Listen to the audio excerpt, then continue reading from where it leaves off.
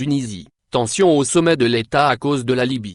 La vidéo est devenue virale en Tunisie, la dirigeante du parti destourien libre, PDEL, Abir Moussa qui s'en prend avec virulence au président du Parlement, le chef du mouvement Ennahda, Rached Ghannouchi. Au cours d'un débat houleux de plusieurs heures mercredi au Parlement tunisien sur les positionnements diplomatiques du chef islamiste, la députée du PDEL l'a accusé en demi-mot d'appliquer un agenda inspiré par la Turquie et le Qatar. « Vous avez violé le protocole en vous rendant en Turquie », a accusé la députée en référence à une rencontre entre Erdogan et Ghannouchi au mois de janvier alors que le chef de l'État Kais Saied, élu 3 mois plus tôt, ne s'était pas encore rendu à l'étranger. Dans la vidéo, la députée accuse également Ghannouchi d'avoir profité de la pandémie de nouveau coronavirus Covid-19 pour se pencher sur des projets de coopération avec le Qatar et la Turquie.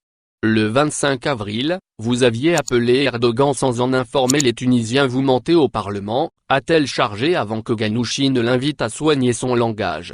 Ce que vous avez fait n'est ni une erreur, ni un oubli, vous appliquez votre agenda, pèse-t-elle en lui reprochant de mener une diplomatie parallèle notamment par rapport au conflit en Libye dans lequel la Tunisie observe une neutralité.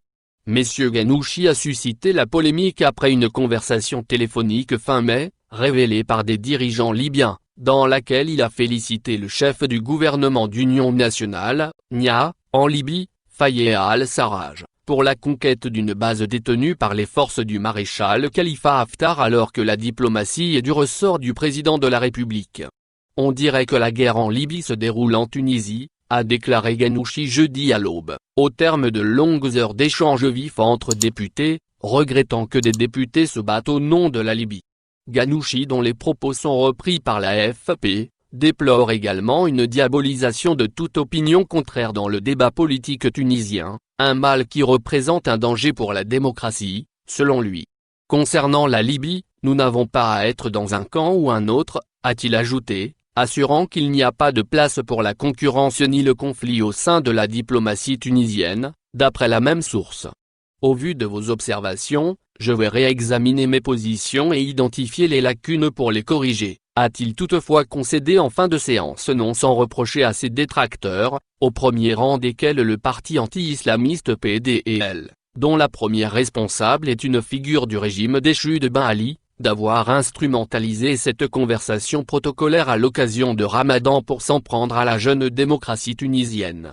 Leur but annoncé est de cibler le chef du Parlement, mais en réalité ils ciblent le Parlement et donc l'expérience démocratique tunisienne, a-t-il contre-attaqué.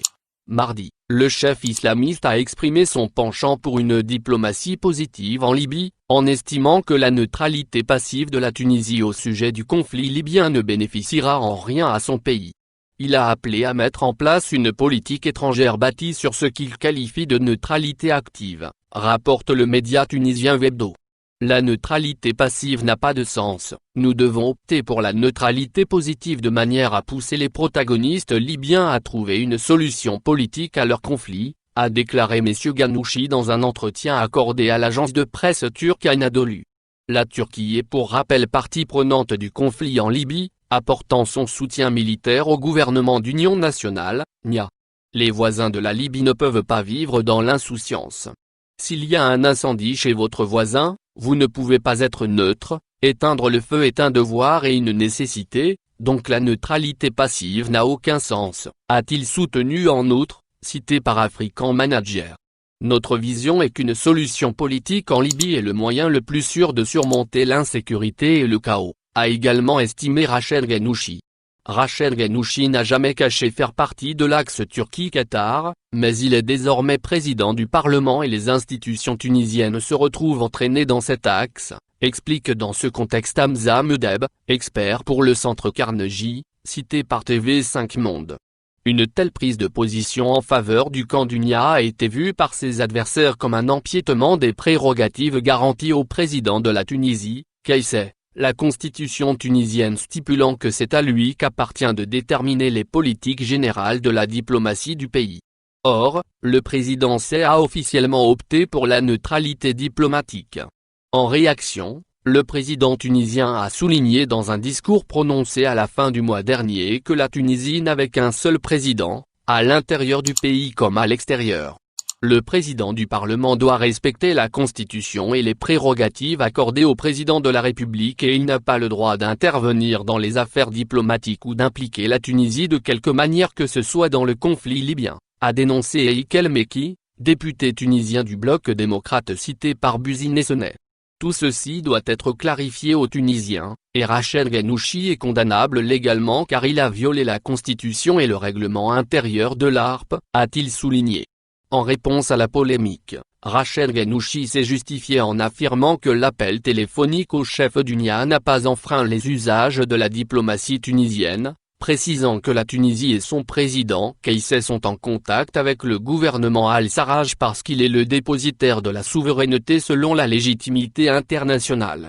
Ceux qui protestent contre notre entretien téléphonique sont les personnes qui proposent une alternative à la légitimité, comme par exemple contacter des organisations non reconnues, ce qui est préjudiciable aux intérêts de l'État et du peuple tunisien, a estimé Ghannouchi.